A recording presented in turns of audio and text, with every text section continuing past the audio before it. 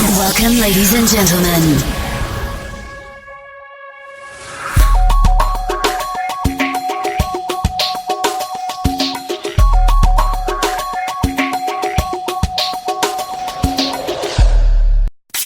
Enjoy the Goldilocks Productions presentation of the In the Psychic Flow Show with Carolan Carey.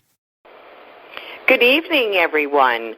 Thank you for joining us on In the Psychic Flow. My name is Carolan. We have a wonderful show for you this evening, and we have some special guests. We have Dr. Brittany Ann and her technical assistant, who is Daniel Scott.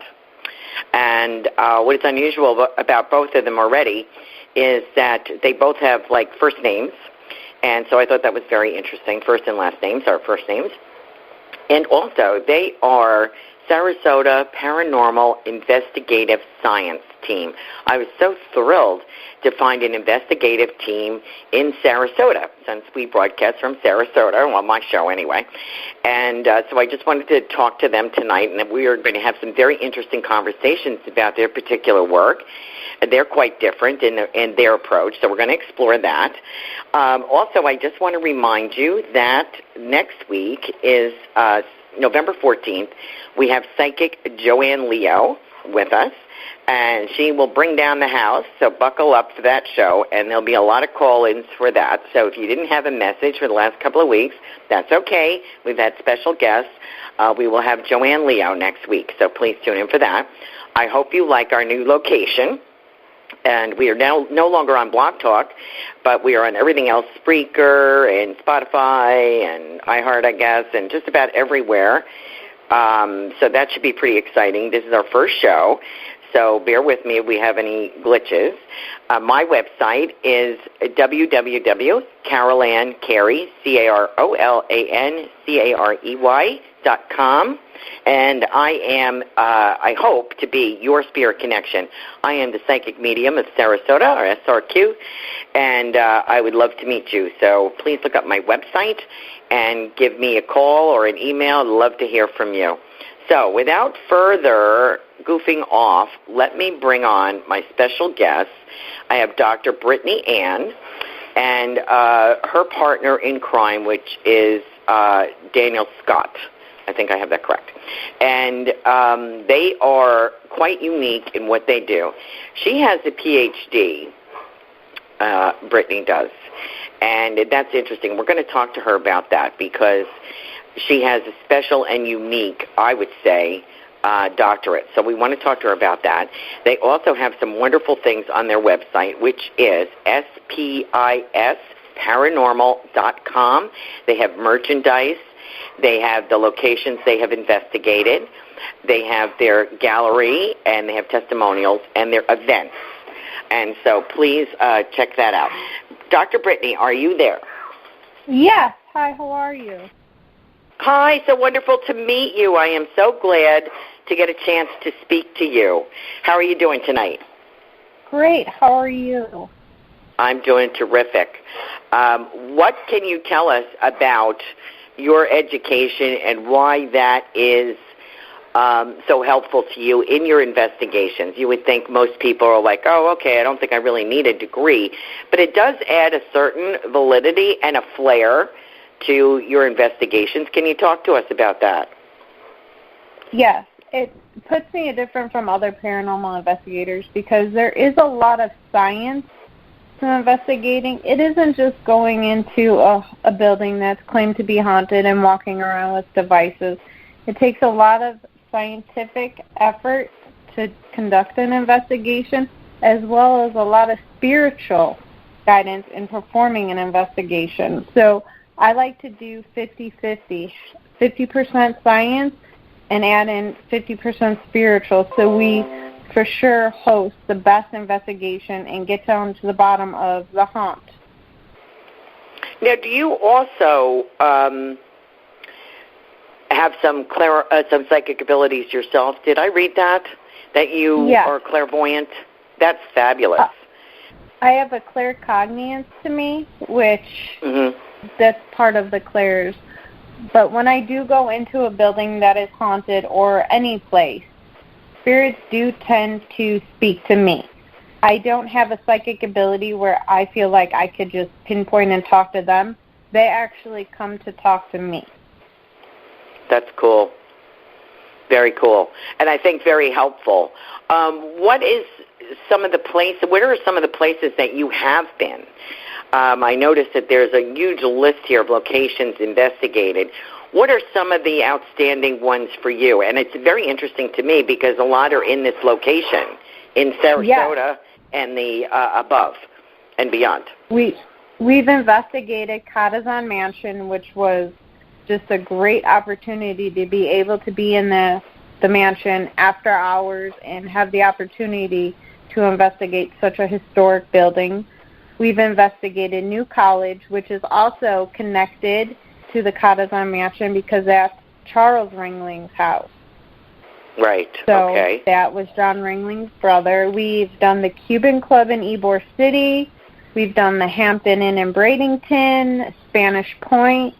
Last year we hosted an investigation at the SS Victory down in Tampa, which is the Vietnam warship, the transport ship. We've done the Arcadia Opera House. We've done a lot of different restaurants in Sarasota. I just recently got back from Toma Pass, Nevada, doing an investigation at the famous Clown Motel down there. You're all over the place. We are. And I've also, tell me a little bit about, you have so many great locations I want to ask you about, and I have been to historic Spanish Point. What did you feel there? Was there anything unusual there, or was it more like Native American, or what was your feeling on that location? The first time we actually went there, we had a lot. We've done Spanish Point twice because we always like to go and do a second or possibly third investigation to collaborate all the evidence that we've collected to make sure it coincides and is very similar to have that 100% documented truth of the paranormal. To me, going to a place once and doing an investigation isn't good enough. I like to get down to the bottom of the haunt and actually try to figure out if there is a way that we can stop it and help the spirits. So the first time we went to Spanish Point, we contacted 3 different spirits there, and they were all very friendly. They were willing to come on and talk to me. Like I said, when I come into a building, they automatically just come to me.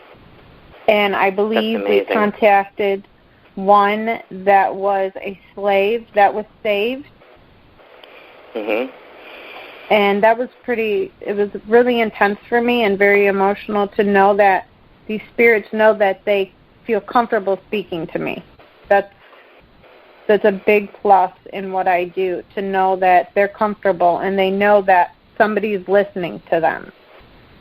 But yes, I would imagine. So it's that's a beautiful aspect of this, because a lot of times people will watch shows on TV, paranormal investigations on TV, and people are really the investigators are really trying to find something, where here you walk in, they come right to you, and they're telling you their story, which is really what we want to know. Like, why are they there?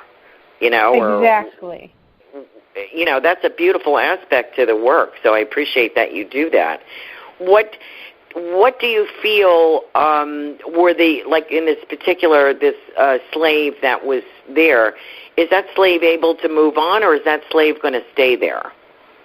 Well, when we went back the second time, unfortunately, I wasn't able to communicate with him, but I feel like he was one of the ones that her name, the owner of Spanish Point back then who made it, her name's totally slipping my brain right now because there's so many investigations that we've done, but she actually saved a lot of them from being traded and stuff. So I felt we were trying to communicate with him, but the second time we went there, we actually were communicating with a little child, we believe.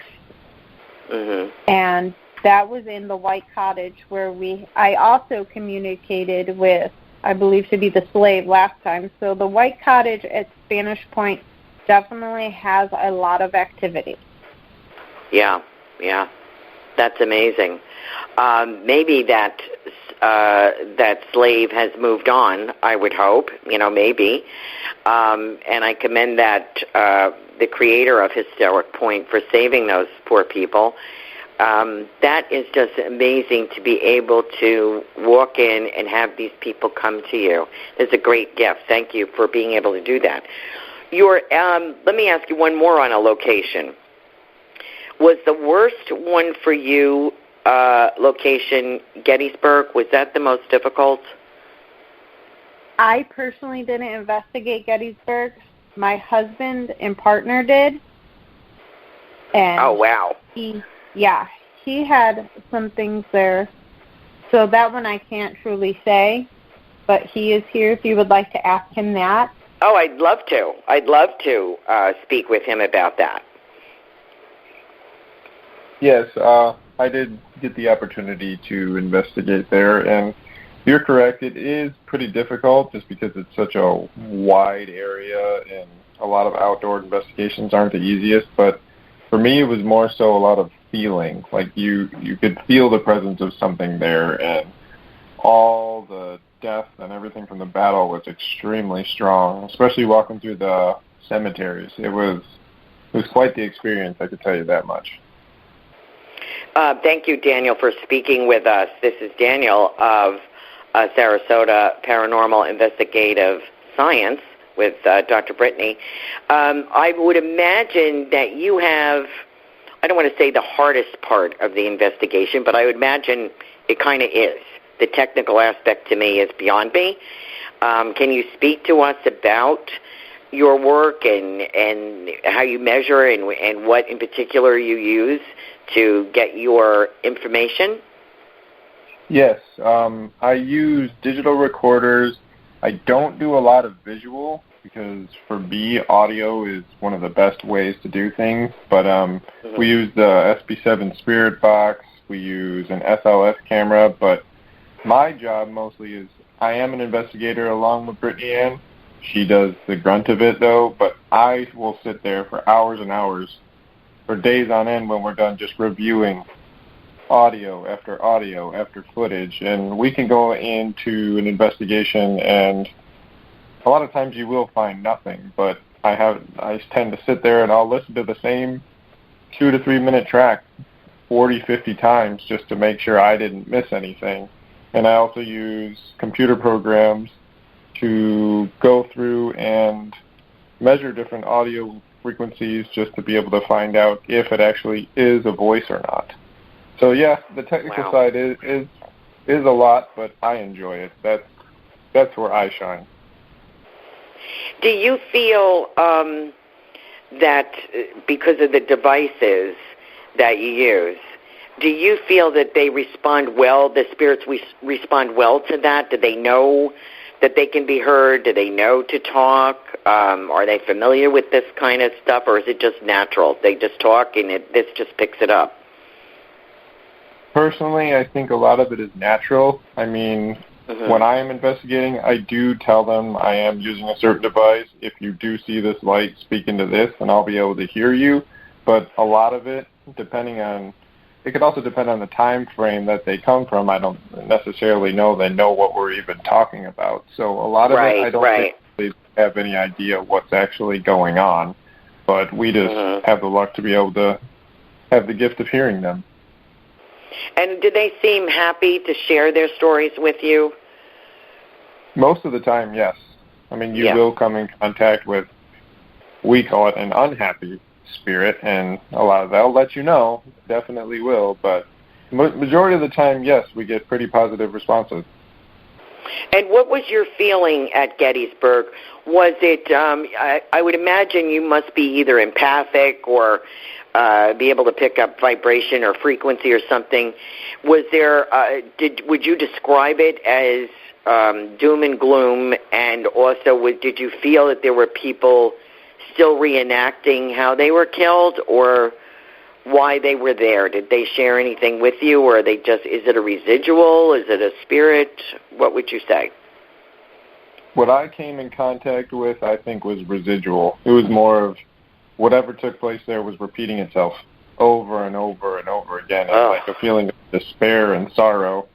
But certain aspects, like you'll feel a sense of victory almost. That just depends on where you're at and probably who you're walking through. It really all depends. But I didn't get to spend too much time there, but it was more of a very heavy feeling when I was there. So I would say more of like sorrow, despair, and stuff along those lines.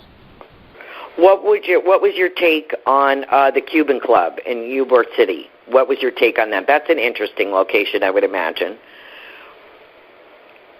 I enjoyed it. I thought there was definitely some history there and spiritual activity. We actually came in contact with a little boy there. Brittany can speak more about that because she was the one doing the investigation. I was doing all the technical side to it, so I'll let her take over. Okay.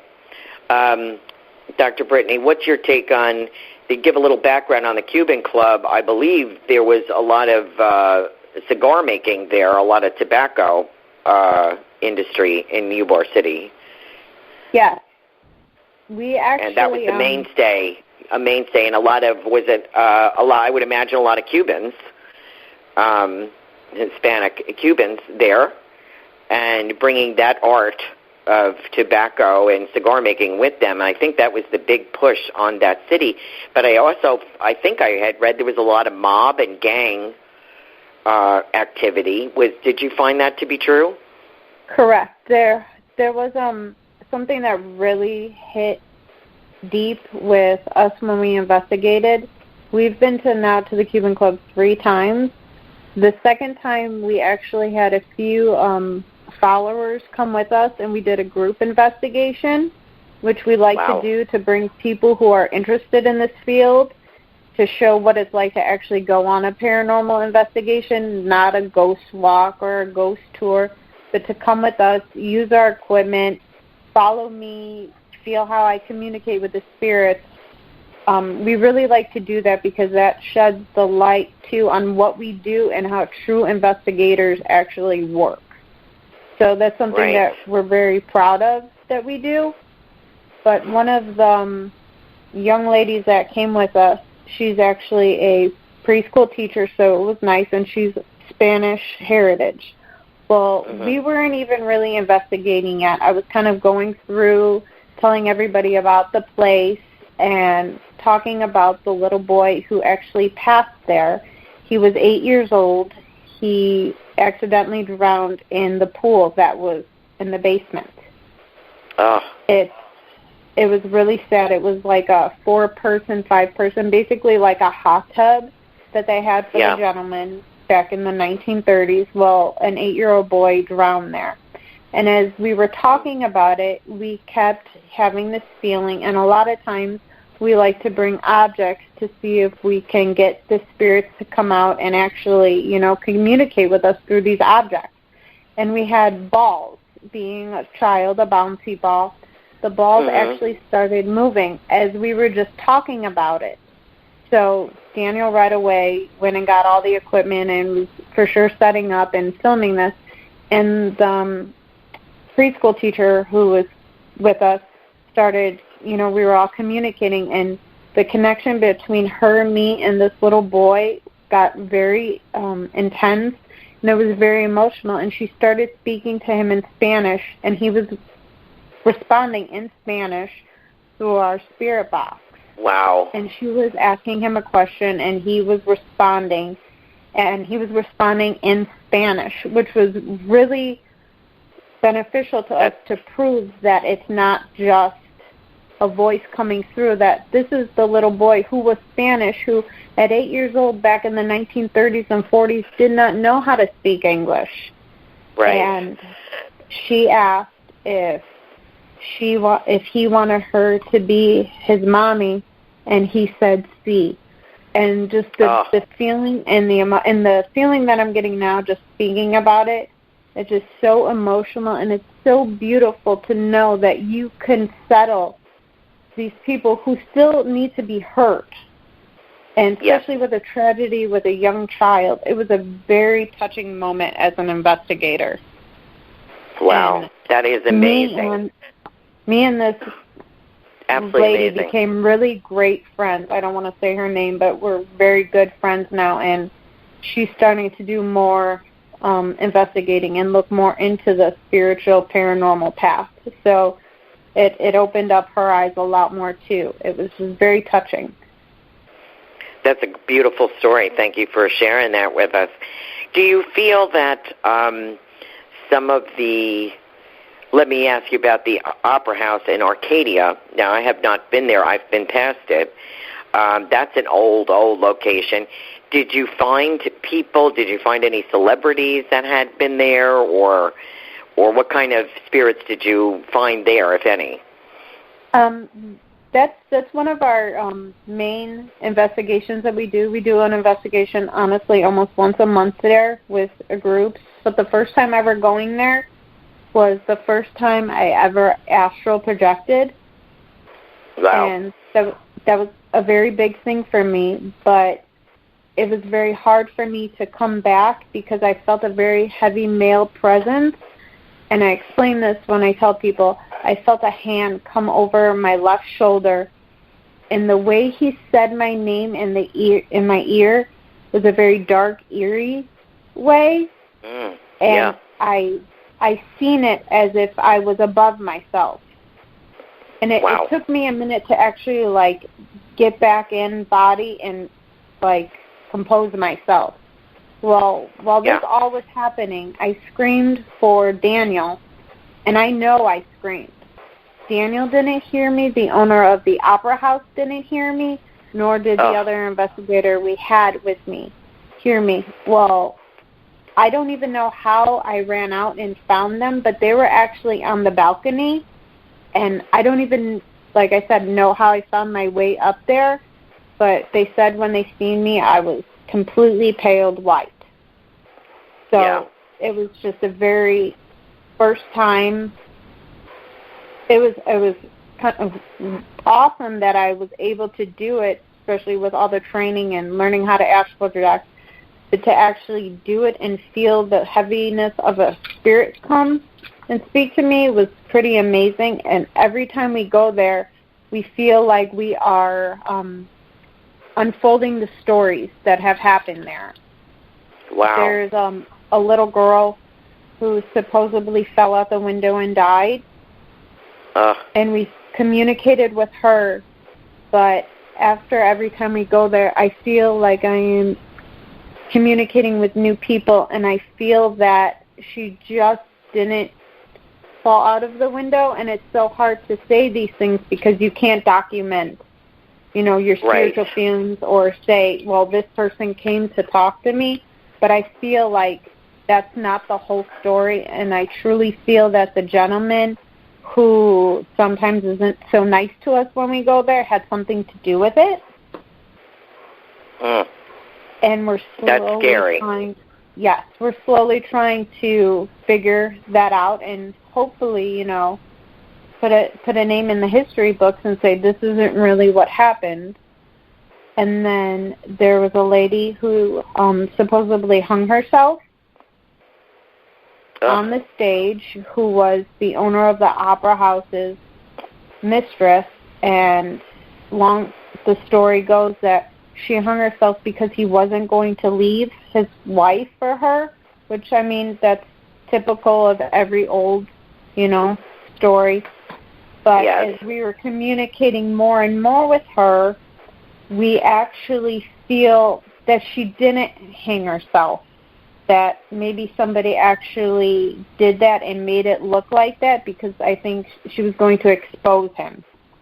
And back then, what better way to stop being exposed, especially if you're a socialite in that time, losing everything. Oh, my God. Yeah, so you kind of stepped into a criminal act, possibly, and that's even more investigating for you. It's even more. Somebody wants their story told, and I think that's pretty cool. Your website, once again for our listeners, is Sarasota Paranormal Investigative Science, S.P.I.S, paranormal.com. The investigators have a quote on their website, Dr. Brittany and Scott, Daniel, excuse me. I'm going to keep doing that. I apologize, Daniel. The investigators say, if you can't be a human, be a ghost. That's a great quote. And I think that's really nice. I think it's pretty cool. Also, which I think is very cool, Brittany, is that you are the founder of S.P.I.S. You are a certified paranormal investigator, C.P.I, Parapsychology, Ph.D. I want to talk to you about that, and master's degree in Humanistic science. You are claircognizant, you do cleansings, and you are an evidence analyst. Daniel Scott, I got his name correct, I was flipping his names, is a paranormal investigator, co-founder of your organization. He's the field tech, lead equipment tech and operator, and evidence analyst. You are a dynamic-looking couple, and I can feel your energy that you are like so committed to this. What does your Ph.D. and your master's degree bring to this work, in your opinion? I know it gives you an edge, and I know it gives you, and you have other gifts like claircognizant. What do the degrees do for you? I've never heard of a parapsychology PhD. Please talk to me about that. It gives me a better understanding of the phenomenon field, being a psychic and working with people with psychic abilities and helping them cope with truly how to function using them, because a lot of times, especially in children, people don't understand the gifts that they are given, and sometimes it scares them. So being a parapsychologist, I am able to work with these people and counsel them, too, on how to work and accept these gifts, because it's starting to be more accepting nowadays, which is awesome for everybody in this field, in the field of psychics and mediums and just everything. So that's where the parapsychology comes in, and working a lot with spirits and emotions and different claircognizances and how to work and read people is a big plus in this field, and learn how to work more with psychic energy, because it's also 50% working with spirits, but it's also 50% working with humans as well, because you need to get that one-on-one bond with. If someone calls you for a private investigation, or somebody who's having trouble at one of their business locations, they need to know that they could feel comfortable with you as well as you feel comfortable with them. Right. Because this is kind of there's an intimacy here. If someone calls you, let me first say, you offer personal paranormal investigations, at-home investigations, spiritual cleansings, home cleansings, paranormal evidence analysis, and group investigations. We are one of the only paranormal investigating groups to offer group investigations where you are the investigator, which you had told us about with your friend, the teacher, which is amazing. That's really cool. When someone calls you and said, we have problems, we think we have problems at our workplace or our home, they are sharing an intimate, I would say, fear with you. That's an intimacy, something that they are afraid of. They don't want to admit it. They might be embarrassed. They're caught between a rock and a hard place. They don't know what it is. They can't disprove it. Would you agree with that? That's something that you really have to trust someone to tell them this, first of all. Totally agree with you. Yeah. As a psychic medium, my sole purpose is to deal with people's departed loved ones, and I stay with that. I have done some paranormal, some ghost tours and stuff like that in downtown, but it's not my preference. And I'll tell you why. The paranormal kind of scares the bejesus out of me, so I give you both a lot of credit. I talk to dead people all the time, every day, and I'm not scared. You know, I haven't had the bejesus scared out of me like I have with the paranormal, so I think it's kind of spooky. So I give you a lot of credit for doing that work, both of you, and approaching it in such a beautiful and humane way. So I want to say that about that. When people contact you, what kind of stuff are you finding in their homes and businesses? What's going on there? A lot of times, too, it is just natural occurrences, and we definitely go through a client credibility scan, I call it, to make sure I'm not wasting my time as well as wasting their time, because being now in the upfield, everybody wants it to be paranormal. And a lot of times it's truly just natural occurrences. But we did have and this is one of my favorite little stories, and I'm going to just be really short with it. I had an old couple call me because their front light kept turning on and off, and their doorbell kept going off. And they had to be in their 80s. Sweet little couple, both talking to me on speakerphone, going back and forth like that cute old couple does. And I mentioned to him, I said, why don't you just go check the breaker? Maybe something's wrong. Well, lo and behold, I get a call 2 days later, and they were like, thank you, there was an electrical issue. My son came and fixed it. You're such a savior. And I'm like, something so simple that they just got scared. So that was like one of the cutest little short stories of, a lot of times it's natural occurrences, or somebody's going through something really, really emotional in their life, and they're creating these occurrences, because we all do it. I mean, we've all gone through something, strenuous or traumatic in our lives, and sometimes our energy is what creates these occurrences, and that's where the poltergeist occurrences actually come in. It's not true hauntings. So, like if you have some teenage daughters in the house. Exactly. R.S.P.I. Yeah, I've seen that on TV. Yes, is one of the biggest things, where she's mad because her friend's now going to date the guy she likes, and she's creating these energies with all the stress and emotion that she's feeding out, not understanding that her energy is actually creating things to move or shift or things to fall. And do you get that often, or does that happen quite a bit, or is that unusual? No, we get that a lot. We had one case where it was happening with the teenager and just things like that happening. And that's when you just got to tell them, relax. Life is so short. Just be happy. Don't sweat the small things. Don't make a drama out of, Yep. There's plenty of fish in the sea. Exactly. Let me ask you, this is unusual too. I really like this. You have a Facebook presence, so people should look you up. You have videos on there. I did post a couple of them the other day. I found that very interesting.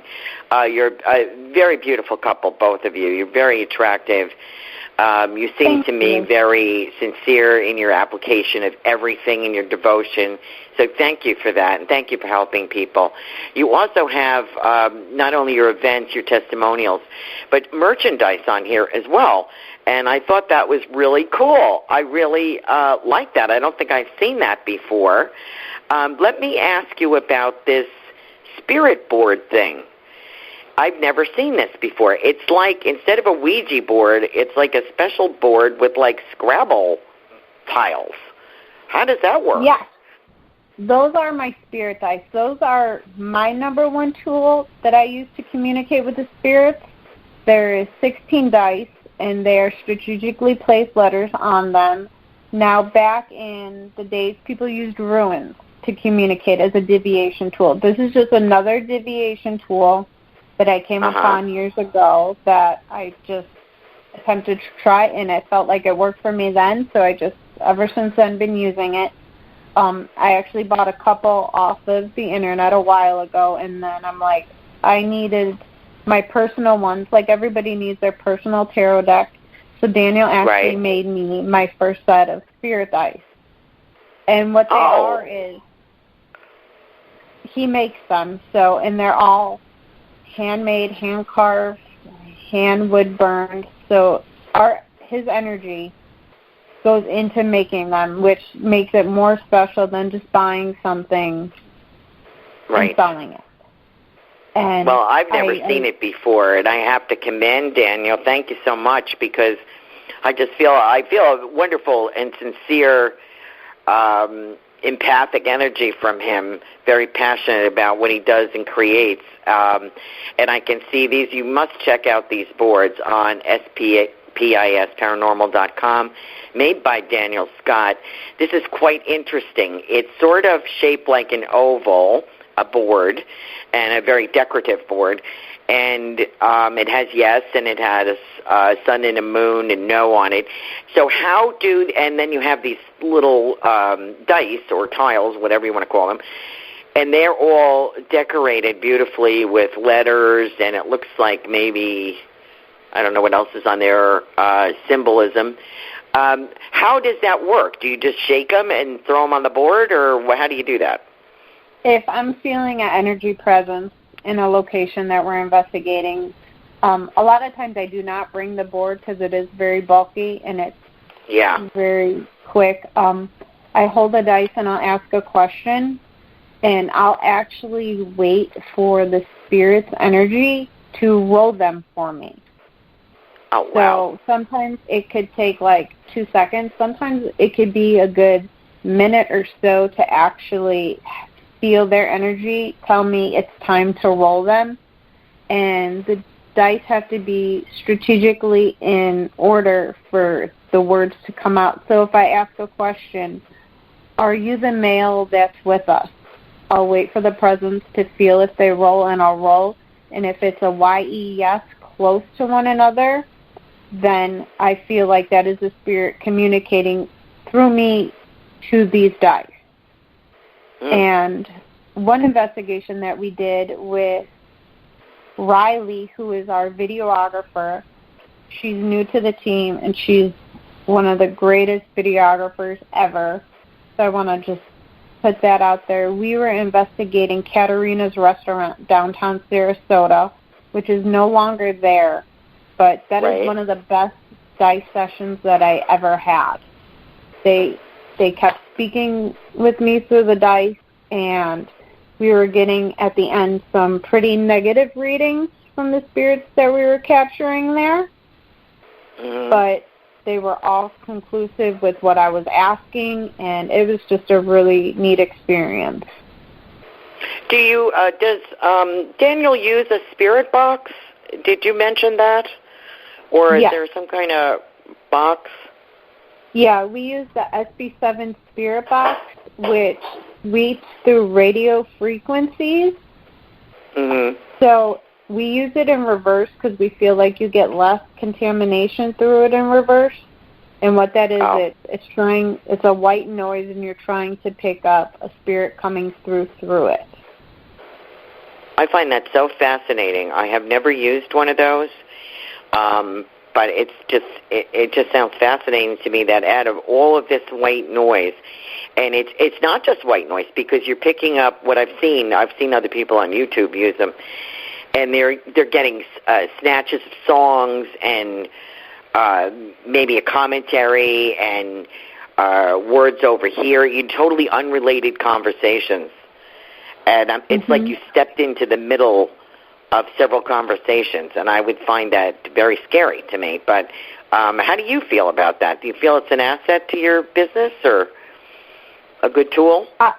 I do. I like the SC7. You have to, which I explain to a lot of people, is you have to learn your equipment that you're using, because you can pick up other interferences. But if you're in an investigation and you're feeling the energy and you know it's coming through, then you know it is the spirit that you're trying to communicate. Especially when you ask questions and it comes through, a lot of times we ask how many people are here with us, and you're going to get an answer 8 or 5. Then you know that's highly unlikely to be a contamination from a radio frequency, because it is a distinct response to the question that you just had asked. Wow. That is incredible. It's also kind of scary to me. I give you a lot of credit. I think you're very courageous, both of you. Talk to me about what is coming up for you. Why do I feel a book here? Do I feel a book coming on for you both? We're talking about a book, actually, but we're not talking about a book on, haunted things or like haunted counties. We're actually talking about a book on our haunted experiences and what it's done for us as a couple, and how we want to further our education and further our experiences in the paranormal field to put out true evidence and let people know that there is more to everything than what we see on day-to-day. That would be terrific. That would be very interesting. What led you both into this work? I did not ask that initially. What brought you to this, to start your foundation, to start this investigative service? My first experience happened when I was 8 years old. The first time that I ever knew that I had a claircognizance to me. My mother bought her first house, and it was kind of a rough first start for her. She had to get the lady evicted, and it was just very traumatic, especially my mom being a single mom trying to raise me. And it was a couple of weeks after moving in, I kept telling my mom that there was a man at the end of my bed, and he kept going into the closet. And I told her exactly what he looked like, what he was wearing, and at the time I didn't say noose. I said he had a rope around his neck. And, you know, she was at first kind of like, you know, Britt, stop watching the scary movies, you know, normal things parents tell their kids. But my mom, being a spiritual person in a spiritual field already, kind of took 2 or 3 times and was like, okay, she's not, you know, making this up. And she actually looked further into it and found out that the lady that we bought the house from, her son actually committed suicide, and he was from Texas. Oh. So that was the first time knowing that this is what's happening to me, and my mom's kind of always worked with it ever since. So I'm very thankful for her not to shun it and just work with me my whole life and let me know that I'm okay being me. And this is the path that you're given. So I really feel that would freak me out. I see a lot of dead people, but I know that they're friendly because they want to communicate with their loved ones here. That would be the context that I'm contacting them. You know, I'm speaking to one of their loved ones who wants to speak to spirits on the other side. For you to have someone show up with a rope around their neck, that would really freak me out, Brittany. I'm sorry. I don't think I could handle it. Didn't that bother you? As a child, it was a little scary, but, I mean, as I got older, even when I tell people now when they say, aren't you afraid? I'm not really afraid because I know they're still trying to communicate. I mean, even if they're not the nicest spirits, because I don't believe in demons or anything like that, they still need to be heard. They really do. And I'm the person, if they feel comfortable talking to me, then I feel comfortable listening to them. I think it's because you both are so accepting. You're not making a judgment of their personality or who they are. I think you're just looking at the situation that these spirits have found themselves in, I would imagine. And I think that's really beautiful. How about something like the St. Valentine's Day Massacre in Illinois? How did you feel about that? I would imagine that was a mob shootout or something, and if I recall. And they weren't the greatest, they weren't the nicest people, but you were willing to tell their story, I guess. How did that feel? It was kind of like when Daniel went to Gettysburg, that since the building wasn't there no longer, and it's kind of like a field now, it was very, like you felt that energy, and it wasn't the greatest energy. And then we did revisit Al Capone's grave. Wow. And, you know, it was pretty intense there, but something that was also really cool going along with all those things coming from Illinois, investigating there, then going into the Hampton Inn in Bradenton, where Al Capone actually stayed in the executive suite there. Wow. We felt like we had more of a connection with him, and we actually smelt the cigar smoke up on it's the 4th floor, which was the suite. And something that was now those are the things that you don't get on tape, right? So you have to be very perceptive to say that you're smelling it with your other investigator now as well. it's nice to have a third person or fourth person with you to witness that. How do you feel about that? Like, you can't, how does Daniel feel about that? I feel he likes to measure it, but when something like that comes in, what a significance do you put to it? I mean, to me, that's very telling. It but you can't measure it. You that, no, that's not even something that you can even record. It's more of just personal experience. Right. But it definitely shows that something was either there with us or residually taking place again and again. And from the St. Valentine's Day to his grave to all the way out here in Bradenton, it's the same feeling. That's amazing. So the way we feel it is, it's definitely whatever was it there is here also. So if it is Al Capone himself, he's giving off a very strong presence, and it tells a story also. Well, I would think he would have quite a presence, because I believe he did have quite a presence here on Earth, with his his lifestyle. Now that I have you on the phone, Daniel, what brought you into this type of work? Well, as a child, I always, and I still think of it now, is experience some paranormal activity, but growing up in a very religious family, that's not something anybody really ever followed.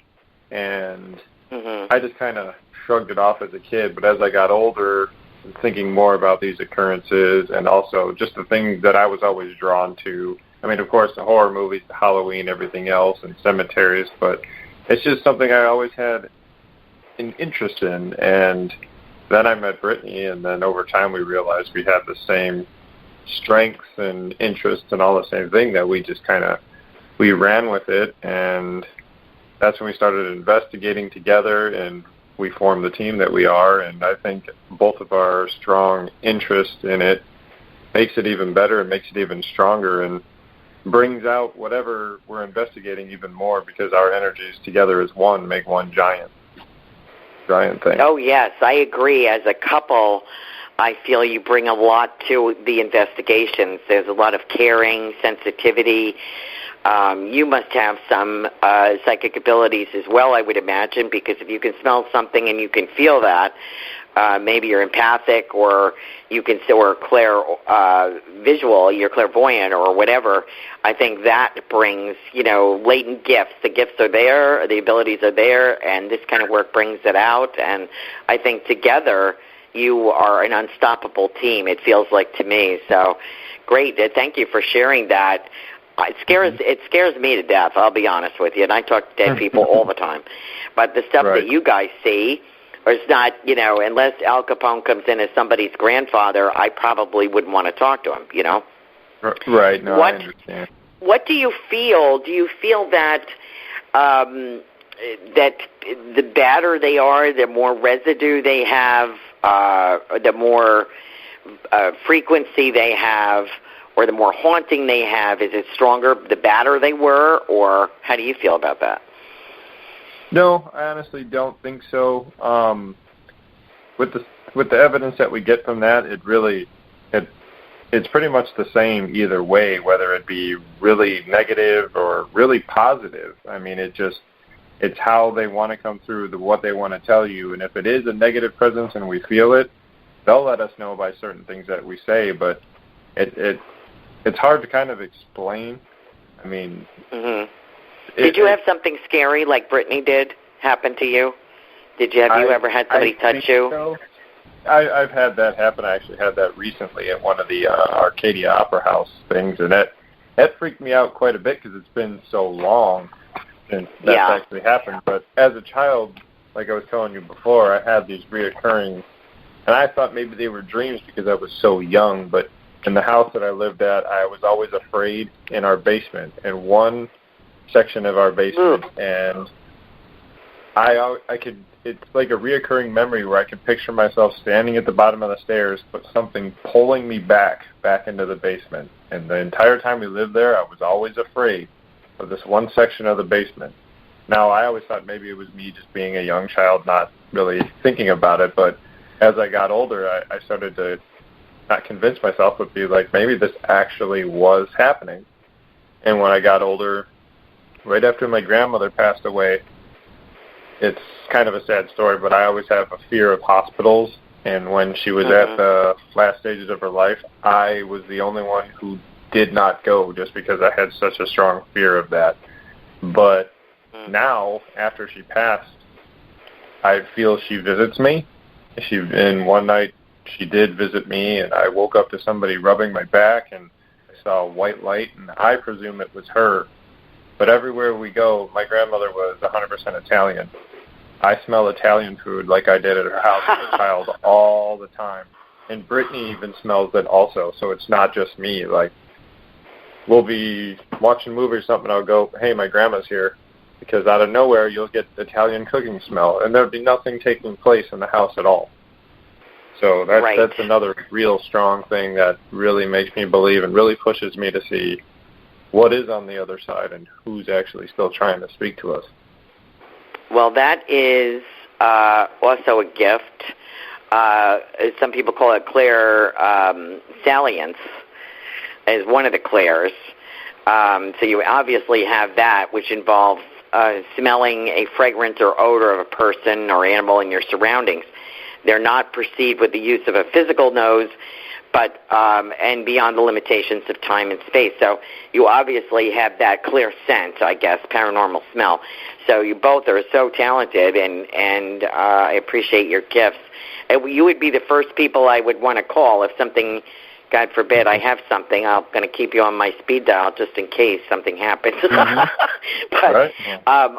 I really salute you for the work that you do.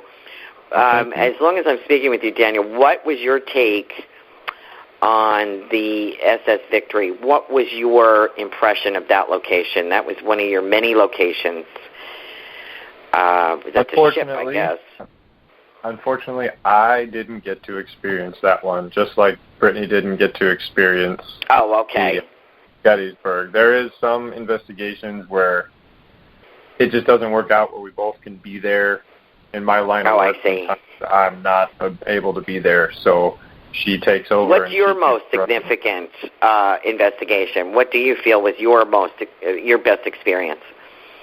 I think one of the best ones I had was at Spanish Point, because it was one of the first ones we did in Sarasota, and I hadn't had a real strong occurrence with me when I was by myself until there, when we were in the White Cottage, and I was hearing things that in my mind would tell me wouldn't even be possible, and when things started physically moving right in front of me, and I wasn't the only one to see it,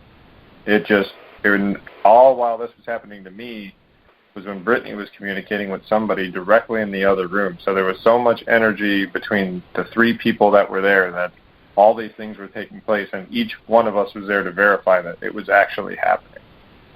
So that was a very intense one. And when going back to the Arcadia Opera House, what draws us there so much is one of the first ones we did there, I was actually physically touched. And it's been so long since I've actually felt that. It brought back a lot of memories. But just being able to know you're speaking to somebody and that they're actually reaching out and touching you is just, to me, is just amazing. It's pretty scary, too. I mean, I would think I'm not going to lie. That did shake me up a little bit, but it also pushed me to want to go even further. Like, I wouldn't say it was fear, but more of a excitement thing. Oh, I incited your curiosity, because I feel that you have that. That's probably a big factor, is curiosity and the willingness to learn. So I think that's very interesting. Let me ask both of you, pardon me, I'm sorry. What does Sarasota mean to you? You set up shop here in Sarasota. I know you go to other locations. Do you feel that Sarasota is a particularly haunted area, or not? Just average? I think parts of it, yes, with all the history that's there, but it was just a big foundation for us officially creating something. That's why I think it's important, and we got our start there. And for me, I've had some of my strongest experiences there. I can't speak for Brittany, but it's been a real big factor in pushing us further and further in what we do. And yes, I would say a lot of it is. It feels like it's our home. Right. Ghosts and all, right? Yeah. I feel like it's accepting, it's the history, the feeling. When you're just even walking downtown, you just feel that sense of being back there when it first started with the Ringlings and, you know, the Palmers and everybody who contributed to building this beautiful place that we live. You know, we want to preserve that, and we want to keep their memories and spirits alive. And I feel that, like, that's what we're doing, and that's our home since it's their home. Have you ever investigated, I had taken a walking tour. There is a ghost tour in Sarasota, and I forget the name of it. It was very interesting. They were very interested that I was a medium, so they did ask me some questions about what I was picking up. I later took a small crew of people around downtown off of Central, the Rosemary District, I think it's called. Yeah. Right off, I think it's off of Central there, I want to say. And the Ice House was there, and some other really old bungalows were down there, and are still down there. And we did get some information. We also went to the cemetery downtown. I forget what that's called. Have you ever been in Rose that area? Cemetery. Yes. Oh, that's Rose Cemetery. Okay. Yeah. We've investigated. And what's your feeling about that that area historically? It's a beautiful historic area, and there's so much history that's impacted into the ground that I believe those areas need to be preserved. And I think historically we need to stop tearing down all these old buildings to build new, because it's definitely taking away from the history and the energy. You know, we got to keep up with the old to even get into the new, in my eyes. Well, you know what I had, I guess we were, I'm trying to think what street. Well, we were off of Main Street at one point and looking down to the water. That was originally Newtown, off of Main Street. Newtown was not where it is now. Newtown was moved because it was black, and they moved the black area out, but they didn't take the whole cemetery. Mm-hmm. So the original black cemetery, African American cemetery, of probably slaves and people that came off ships and whatever, and landed here. Some of the cemeteries are still under these buildings, like the Hyatt and stuff like that. Yeah, and I found that I was horrified and fascinated at the same time. And I thought, how sad is that? When you visit locations with, like, modern buildings, are you getting the ground underneath as well, the history of the ground underneath? We are, and I think that's why a lot of times when, you know, there are hauntings that are happening in buildings that just are built in, like, 2000s and on, that's why they're getting these hauntings, because it's not the building, it's the ground, it's the soil, it's the energy in the land that is being disturbed. Right. And I don't think people realize that. In Tampa. Uh-huh. In Tampa, they're finding a lot of these new condos and apartments being built on top of cemeteries. Oh, and no. It's sad, because that's, you know, you don't want to be disturbed in your final resting place. And what kind of cemeteries were there? Were they Native American burial grounds, or were they early American settlers, or what kind of cemeteries were there? I don't factually know that, but that's just coming up. Like, how could they build on top of that? How can they get the permission to do that? That's not right. Just investigating at the Clown Motel in Las Vegas. I know this doesn't have to do with Tampa, but the reason why I believe the Clown Motel is so haunted is because it's actually built on part of the cemetery that is right next to it. Oh, I see. Mm-hmm. So I think maybe when buildings and the politics matter come up, saving a little portion of something and calling it historic is considered okay, and demolishing half without knowing is what's happening in a lot of cases. Mm-hmm. So preserving a little will be historically saving it, yet not realizing that there's 30, 40 acres that they're demolishing and just taking out the headstones and building these buildings on top of it. So I think everybody sad, should isn't it? really... It is. Money talks, and I think we should pay more respect I thank you so much for sharing that. Dr. Brittany Ann, C.P.I, and Daniel Scott. These are the paranormal investigators for Sarasota Paranormal Investigative Science. Their website is S.P.I.S, paranormal.com. We are at the end of our hour. It has been a delightful time spending time with both of you, and thank you for our listeners. Please look up on Facebook as well, Brittany and Daniel. You'll be able to see their investigations, their merchandise. Very, very interesting. Brittany and Daniel, thank you so much for spending time on In the Psychic Flow. I really enjoyed speaking with you. Thank you for having us. We really enjoyed this.